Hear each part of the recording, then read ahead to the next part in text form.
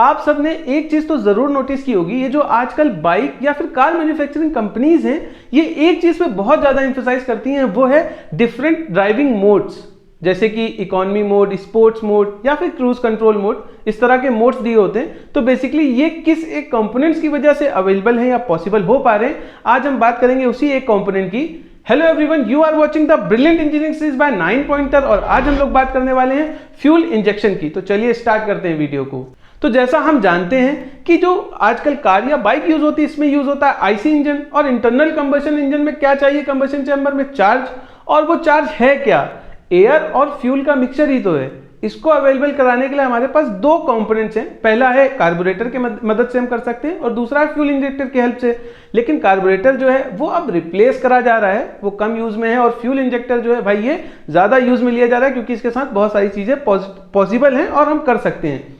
अभी यहाँ पे एक चीज देखो, आपके पास जो भी फ्यूल है वो अवेलेबल कराएगा फ्यूल इंजेक्टर, ठीक है। जो कार्बोरेटर है वो एयर और फ्यूल का मिक्सचर अवेलेबल कराता है डायरेक्ट इंजन में। तो ये एक डिफरेंस, यहां से मेन डिफरेंस याद रखना। हम कार्बोरेटर की बात नहीं करेंगे, हम बात करेंगे फ्यूल इंजेक्टर की। जो फ्यूल इंजेक्टर है इसकी वर्किंग को समझते हैं। बेसिकली जो इसका टॉप होता है वो डायरेक्टली कनेक्टेड होता है फ्यूल टैंक से, और फ्यूल टैंक के जो प्रेशर होता है उसकी वजह से फ्यूल इसमें एंटर करता है। अब ऊपर की तरफ लगा होता है एक फिल्टर, जिससे फिल्टर आउट हो जाता है अगर कुछ ऐसे सेडिमेंट रह गए, कुछ पार्टिकल्स रह गए, और फ्यूल पहुंचता है फ्यूल इंजेक्टर के अंदर। अब यहां पे लगा होता है क्या?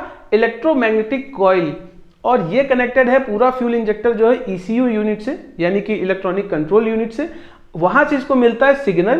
तो ये जो इलेक्ट्रॉनिक कॉइल हैं ये इलेक्ट्रोमैग्नेटिक इफेक्ट पैदा करते हैं, मैग्नेट बनता है, और प्लंजर जो लगा है ये ऊपर होता है, और इसके ऊपर होते ही ये जो फ्यूल हमारा अवेलेबल था अभी कार्ट्रिज के अंदर फ्यूल इंजेक्शन की, ये पिंटल इंजेक्शन के थ्रू क्या होता है? इंजेक्ट हो जाता है बाहर की ओर। बस यही सिंपल सी वर्किंग है और ये फ्यूल इंजेक्शन कंप्लीट हो जाता है। अभी आप यहां पे समझो इसके जो डिफरेंट टाइप्स हैं वो कैसे बने। वो बने हैं इसके यूसेज पे, और इसलिए है 3 types of fuel injection system. अभी जो पहला टाइप है वो है पोर्ट टाइप, सेकंड है डायरेक्ट, एंड थर्ड है इनडायरेक्ट। सबसे पहले बात करते हैं पोर्ट टाइप की। ये जो पोर्ट टाइप है बेसिकली ये है multi port fuel injection system. इसको जो डिफरेंस बनाता है या डिफरेंट करता है वो क्या है? जो यहाँ पे फ्यूल इंजेक्टर है वो सक्शन वॉल्व से पहले ही लगा हुआ है, यानी कि फ्यूल इंजेक्ट हो जाता है सक्शन वॉल्व से पहले।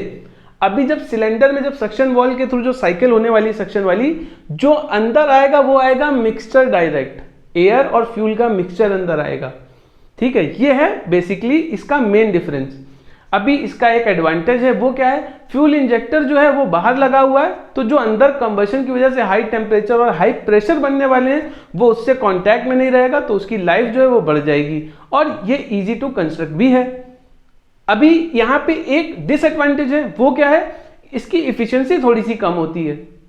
अब बात करते हैं डायरेक्ट फ्यूल इंजेक्शन सिस्टम की।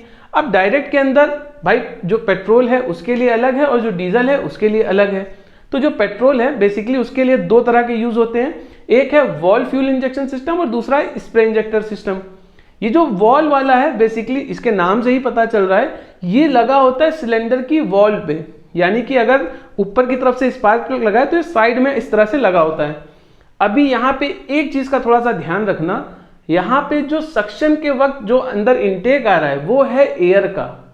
एयर यहाँ पे आती है अंदर की तरफ, और इस तरह से स्विर्ल पाथ बनाया जाता है कि एक स्विर्ल घूमता हुआ है वहां पे, यानी कि टर्बुलेंट, मतलब एयर ऐसा ना हो कि स्मूथली सीधा पार्टिकल आए स्ट्रेट स्ट्रेट, वो घूमते हुए आएंगे, जिसकी वजह से क्या होगा? वो टर्बुलेंट में होंगे, फ्लो अच्छा नहीं होगा, मतलब रैंडमली पार्टिकल इधर उधर भाग रहे होंगे, और जब उसमें फ्यूल उस वक्त अगर इंजेक्ट किया गया है तो मिक्स जो है वो अच्छा बनेगा बेसिकली। तो वही यहाँ पे करा जाता है, उस तरह से पाथ को डिजाइन किया जाता है। अभी यहाँ पे जो स्प्रे है वो होगा, और जो हमारा स्पार्क प्लग लगा है वो स्पार्क जनरेट करेगा और कंबशन स्टार्ट हो जाएगा। अभी जो दूसरा है हमारा वो क्या है? वो है स्प्रे इंजेक्शन सिस्टम। ये जो स्प्रे वाला है ये एक्चुअल में वर्टिकली लगा होता है, जैसे कि ये आपका जो अभी हमने बताया ना वॉल वाला, वो ऐसे लगा है, ये 90 डिग्री एंगल पे ठीक स्पार्क प्लग के बगल में लगा होता है।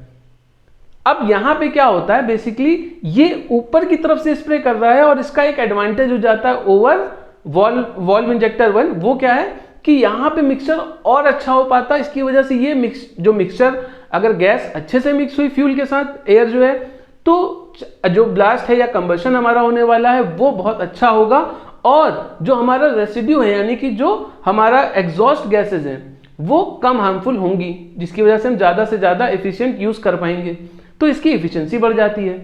अब अगर बात कर लेते हैं जो डीजल वाला है उसके लिए फ्यूल इंजेक्टर की, डायरेक्ट फ्यूल इंजेक्शन की तो सेम ही होते हैं बेसिकली, लेकिन इसमें जो यूज़ करते हैं वो है स्प्रे वाला सिस्टम, हम ज़्यादा यूज़ करते हैं डीजल के लिए। अभी यहाँ पे जो प्रेशर होता है वो भी बहुत ज़्यादा होता है, यहाँ पे टेम्परेचर भी बहुत ज़्यादा होता है। क्यों? क्योंकि जो भाई जो फ्लूइड मैकेनिक्स है ना किसकी, डीजल की, ये अलग है, इसकी विस्कोसिटी ज़्यादा है, इसमें हाई कंप्रेशन रेशियो चाहिए इसको बर्न करने के लिए। अभी एक चीज़ यहाँ पे बहुत गौर से समझना, यहाँ पे एक चीज़ एक्स्ट्रा होती है स्प्रे वाले के अंदर। पहले तो एक बार एयर जो है इनटेक पे आई, इंजेक्शन हुआ, फ्यूल इंजेक्ट किया गया, मिक्स हुआ और तुरंत स्पार्क प्लग की वजह से वो स्पार्क जनरेट हुआ, कंबशन हुआ। लेकिन जैसे ही पावर स्ट्रोक आने वाली है ना, उस वक्त एक बार थोड़ी देर के लिए, कुछ सेकंड्स के लिए फिर से स्प्रे किया जाता है ताकि कंबशन को फिर से एक बूस्ट किया जा सके। समझ रहे हो? और ज़्यादा टेम्परेचर और ज़्यादा एनर्जी प्रोड्यूस की जा सके।